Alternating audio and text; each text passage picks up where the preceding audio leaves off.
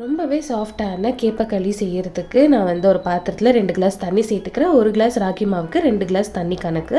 So அதனால 2 class தண்ணி சேர்த்துக்கிட்டேன். இப்போ இதில் கொஞ்சமாக உப்பு சேர்த்துக்கிறேன். இது நல்லா கொதிக்கட்டும். அதே கிளாஸில் பார்த்தீங்கன்னா 1 கிளாஸ் அளவுக்கு ராகி மாவு எடுத்துக்கிறேன். மெஷர்மெண்ட் பார்த்தீங்கன்னா 1 கிளாஸ் மாவுக்கு 2 கிளாஸ் தண்ணி நீங்கள் எடுக்கும் போது நல்லா சாஃப்டாக இருக்கும்.